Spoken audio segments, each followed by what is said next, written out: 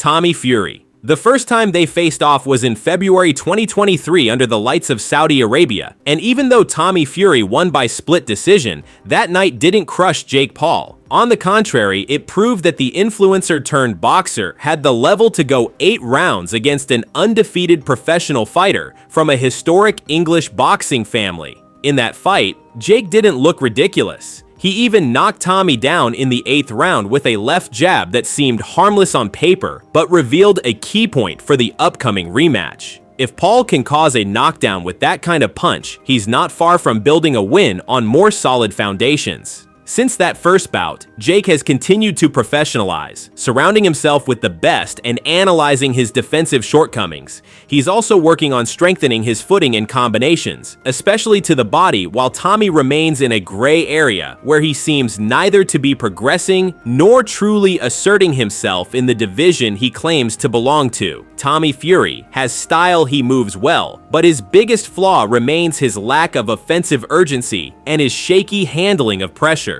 He backs up too easily when cornered against the ropes and doesn't always capitalize on openings when his opponent drops his guard.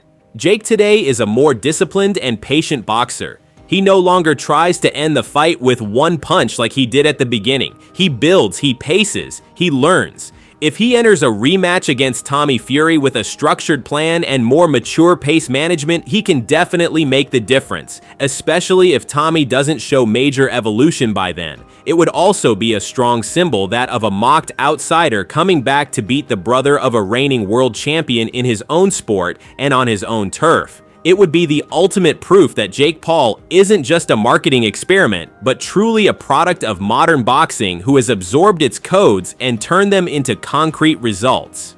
Anderson Silva, again.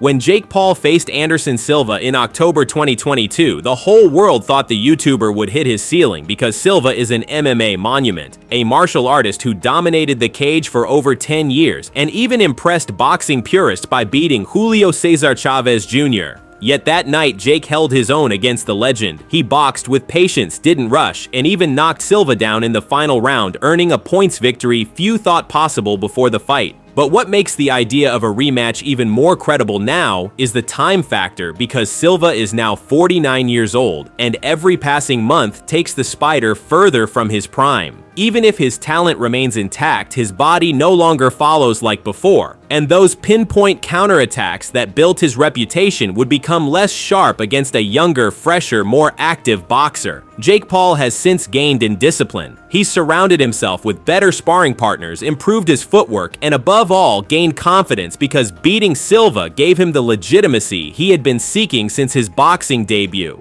In a second bout, he wouldn't come in as the student anymore, but as someone who already knows what to expect. Silva is a master of distance and angles, but in the first fight, Jake managed to stay focused, respect the reading phases, and above all, take control of the exchanges. It's also worth noting that Silva hasn't fought since that match, which means Jake has stayed active while the Brazilian remains inactive.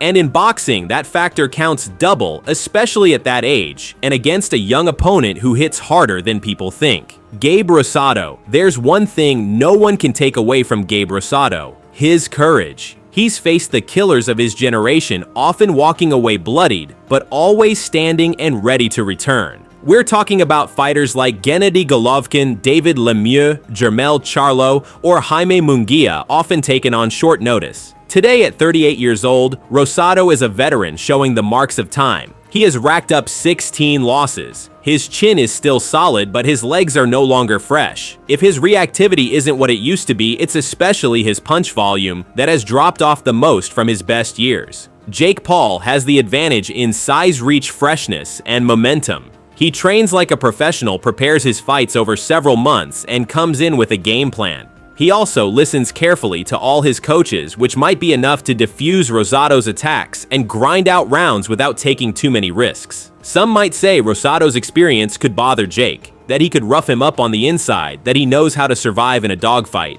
But Jake has already faced a savvy veteran like Anderson Silva and managed to keep a cool head control distance and respect the tempo, which shows he now has the brain to manage a long, intelligent fight. Gleon Love. There was a time when Gleon Love was considered a serious prospect under Mayweather Promotions. He had all the traits of a talented boxer with good ring IQ, a clean jab and fluid movement in the super middleweight division. But that time was long ago, and in recent years, Gleon has disappeared from the radar without notable wins or real momentum in his career. His last fight dates back to 2019, a KO loss against David Benavidez, where he was never in the rhythm and the skill gap was obvious. That night, he seemed slow, uninspired, and unable to cope with pressure.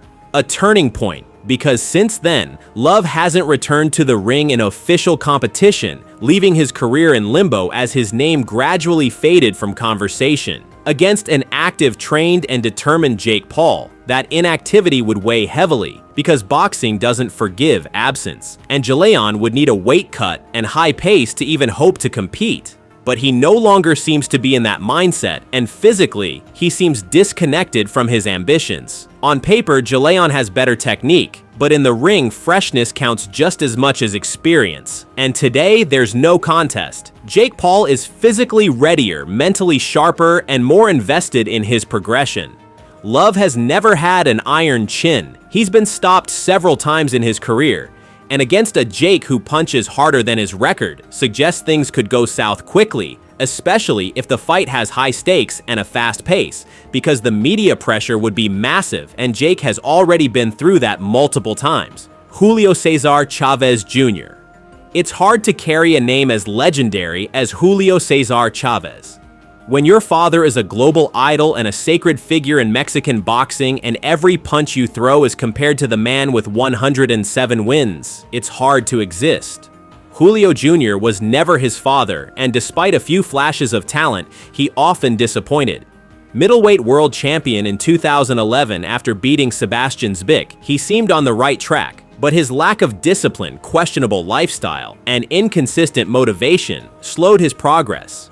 He's often criticized for his lack of commitment, his struggles with making weight, and his apathetic performances in major fights, especially against Sergio Martinez in 2012, where he lost almost every round before waking up too late, and later against Canelo Alvarez in 2017, in what remains one of the most frustrating fights in recent memory as Julio Jr. seemed completely absent. Since then, he's been racking up dull appearances often against low-risk opponents and never convincing, losing even to MMA fighters like Anderson Silva in 2021 with a level far below what's expected from a former world champion and son of a legend. Against a motivated, disciplined, and methodical Jake Paul Chavez Jr. would be a very manageable opponent because Jake works hard, takes his career seriously, and stays focused while Julio often trains without real intent to win or fire in his eyes, and that's exactly where the fight is decided. Jake knows what this fight would mean. Beating the son of Chavez, even in decline, would be a massive media strike, and he would prepare for it meticulously, while Jr. often comes into fights with low energy and no clear strategy. The age difference matters too. Jake is younger, more dynamic, and above all, more determined, because for him, every fight is a validation. Every win is a step toward recognition, while Julio Jr. seems to drag his career like a burden. Technically, both have flaws, but Jake makes up for it with a solid physique, good power, and above all, the ability to absorb criticism and stay composed, while Chavez Jr. has sometimes mentally checked out well before the final bell. It would be a generational clash, but more importantly, a battle of mentalities. And in that department, Jake Paul has the edge because he knows why he steps into the ring, while Julio Jr. seems to have long lost the taste for fighting. Austin Trout. When people talk about Austin Trout, they think of an elegant technician, a smart southpaw who held his own against top names in an era ruled by Canelo Alvarez, Miguel Cotto, or Jermall Charlo, but also of a boxer who has aged in the shadows with his peak long behind him. WBA super welterweight world champion in 2011 after beating Rigoberto Alvarez, Canelo's brother. He surprised the world in 2012 by dominating Miguel Cotto at Madison Square Garden, proving he could handle pressure and impose his style with fluid movement, precision, and a sharp jab, but that may have been his last peak. Since that golden era, Trout has gone through a string of losses against the best in the division, never collapsing, but also never becoming a regular winner again. He lost to Canelo in 2013, to Erislandy Lara, to Jermall Charlo, to Jarrett Hurd, and each time, despite good moments, he ended up outmatched or too cautious to turn the tide.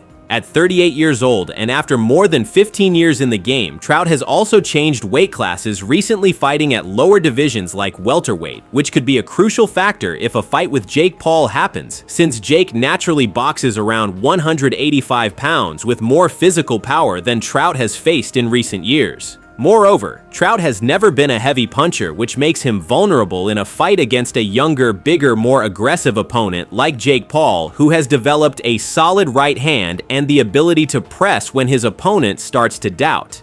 And beyond the ring, there's motivation. Jake still wants to prove he's more than a media phenomenon, while Trout sometimes seems to struggle to find his place in a sport that evolves fast and mercilessly. Michael Seals. Michael Seals is a name that doesn't come up much in mainstream circles, but it's well known among KO lovers. He hasn't had the most brilliant or exposed career, but he's delivered powerful fights in the light heavyweight and cruiserweight divisions, and made a name for himself thanks to his pure punching power. A former football player, Seals turned to boxing late with an impressive physique, a thick frame, and a feared right hand on the local circuit. His record of 27 wins with 19 KOs shows he knows how to switch off an opponent's lights, even if he hasn't always operated at the highest level. But Seals has also shown clear limits whenever the level rises. He was stopped cold by Eleider Alvarez in 2020 in a fight he was winning early before getting caught by a counter. He was also outpointed by Edwin Rodriguez and William Foster in fights that highlighted a real consistency issue and, above all, a vulnerability to sustained pressure.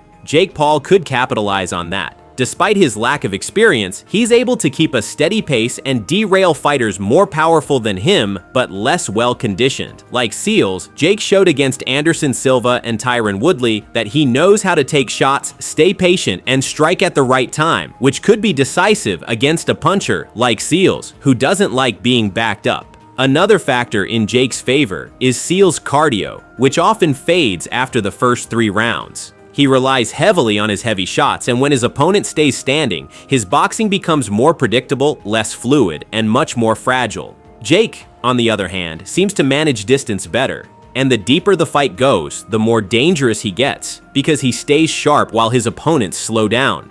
Technically, Jake could also exploit Seals' often passive defense. He drops his hands and opens up to straight line combinations. If Paul plays it smart by keeping distance with the jab and breaking the rhythm, he could control this kind of opponent and even take a clear decision over 8 rounds. It wouldn't be an easy fight because one punch from Seals could change everything, but Jake has already shown he can avoid all-out war when needed. So if his team builds a clean strategy, he'd have every chance of beating an older, less active fighter who depends on one scenario to win. BJ Flores, if he came out of retirement.